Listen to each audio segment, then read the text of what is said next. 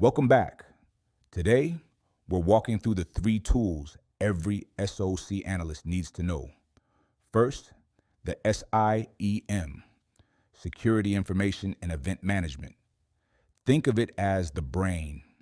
It collects logs from everything: firewalls, servers, endpoints, applications, and correlates them.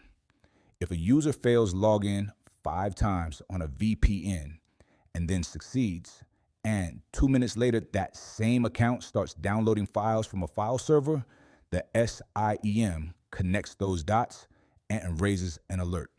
You'll spend most of your day in the SIEM. Second, EDR, Endpoint Detection and Response. This runs on every workstation and server. It watches processes, network connections, and file changes in real time.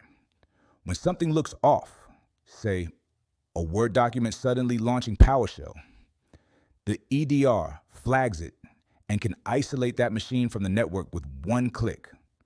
That isolation is your fastest way to stop an attack in progress.